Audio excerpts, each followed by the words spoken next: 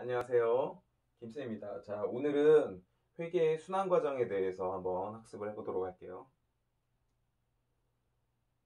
자, 회계 순환 과정이라고 하는 것은 우리가 회계란 무엇인가를 할 때 배웠었죠.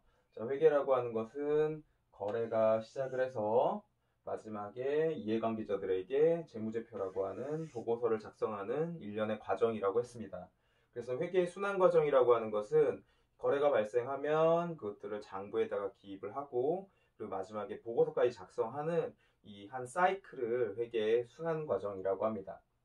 그래서 그림으로 살펴보시면 맨 처음 모든 거래를 다 그 경제적 사건, 그 기업에서 장부에다가 기록하지 않는다고 했었죠. 그래서 첫 번째로는 거래인지 아닌지를 먼저 식별을 해서 이것이 장부에 기입될 거래인가 아닌가를 판별을 하게 됩니다. 그리고 이걸 장부에 기입될 거래라고 판별을 하게 되면 그것들을 분계라고 하는 과정을 통해서 복식부기의 원리에 의해서 차변과 대변으로 나누어서 작성을 하고요. 일기는 어디다가 작성을 하죠? 일기는 일기장에 작성을 하죠. 그래서 분계는 분계장에다가 작성을 합니다. 분계를 하고 나서 분계장에다 작성을 하면 예를 들면 뭐 현금에 관한 거래만을 따로 쫙 뽑아보고 싶다라고 하면 그것들을 분계장만으로는 파악하기가 굉장히 어렵습니다. 왜냐하면 하루에도 뭐 많게는 뭐 100개에서 1000개 이상의 거래가 발생할 수도 있기 때문이죠. 그래서 계정 과목별로 따로 이 거래를 확인할 수 있도록 작성하는 것을 원장이라고 합니다. 이 원장에는 모든 계정들이 다 모여 있기 때문에 총계정 원장이라고 하고요. 분계장에 있는 거래 내용을 한 번 더 옮겨 적는다고 해서 우리가 위대한 위인의 뭐 일생을 옮겨 적는 거를 위인 전기라고 하죠. 그래서 분계장에 있는 것을 뭐 따로 계정 과목별로 옮겨 적는 그러한 행위를 전기라고 합니다. 그래서 총계정 원장에다 전기를 하고요. 요게 1년 동안 뭐 1년을 회계 기간이라고 한다면 1년 동안 거래인지 아닌지를 판별해서 분계장에다 분계를 하고 그 다음에 총계정 원장에다 전기를 하는 것이 1년 동안 계속 하게 되는 장부 기입이라고 할 수 있습니다. 그리고 장부 기입이 끝나면 기 말에 우리가 뭘 한다고 했었죠? 한 해 회계 기간의 마무리를 해야겠죠? 그래서 그 마무리를 하기 위한 과정을 우리가 결산이라고 합니다. 결산 과정은 세 가지로 나눠지는데요.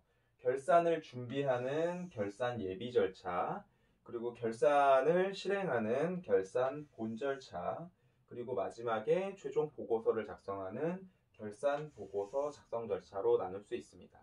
결산 예비 절차에서는 먼저 뭘 해야 되냐면 우리가 차변과 대변으로 나눠서 장부 기입을 하게 되잖아요. 그러면 차변의 합계 금액과 대변의 합계 금액을 맞춰봤을 때 차변과 대변의 합계 금액이 맞지 않다라고 하면 우리가 장부를 기입하는 과정에서 뭔가 실수가 있었겠죠. 그런 것들을 검산해 보는 표를 우리가 시산표라고 합니다. 그리고 시산표를 작성해서 차변과 대변이 맞게 되면 우리가 회계의 기본 원리를 할 때 무슨 주의에 의해서 회계를 처리한다고 했었죠? 발생주의에 의해서 회계를 처리한다고 했었죠. 그래서 발생주의에 의해서 사건이 거래가 발생은 하였으나 장부에 기입되지 않았거나 또는 거래가 발생했는데 올해 회계 기간보다도 더 많이 기입된 내용들을 수정을 해주게 됩니다. 그것을 우리가 수정분계라고 합니다. 요즘에는 결산분계라고도 해요.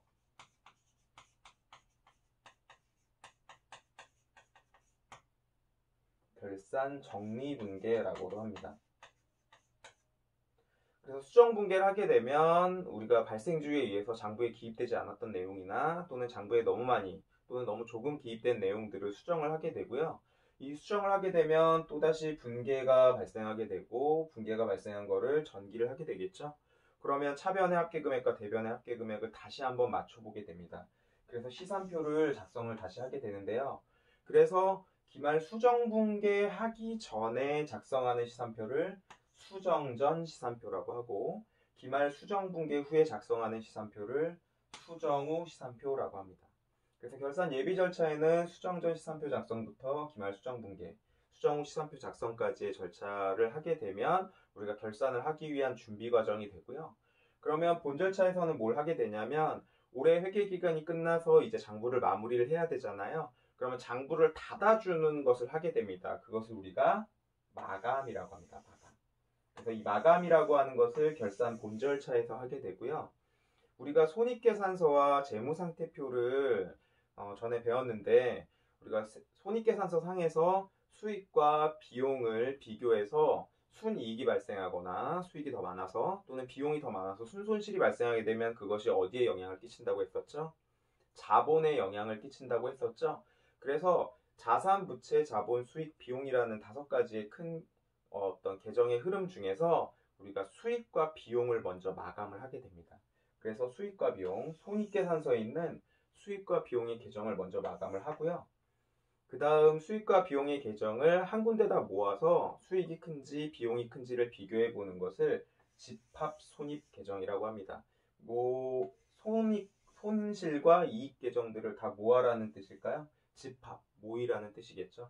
그래서 집합손익계정에서 수익과 비용 계정을 마감을 하고 최종적으로 수익과 비용 계정을 마감하게 되면 순이익 또는 순손실이 발생한 것을 자본 계정으로 넘겨주게 됩니다.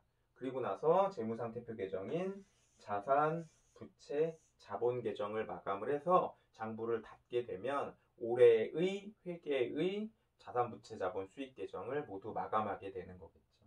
그리고 나서 최종적으로 우리가 이해관계자 또는 회계정보 이용자들에게 보고하기 위한 보고서를 작성하는데 그것을 결산보고서 작성 절차라고 합니다.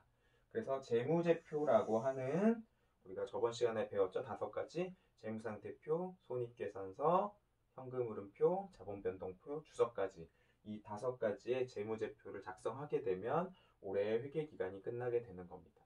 그러면 만약에 1년을 기준으로 회계기간을 잡는다라고 하면 1월 1일부터 12월 31일까지 한 회계기간이 될 텐데요. 12월 31일 날 이렇게 마감을 하게 되면 다시 1월 1일에는 거래가 발생을 하게 되고 또 그 발생한 거래들을 분기장에다가 분계하고 총계정원장에다 전기하는 이런 과정이 다시 시작되겠죠.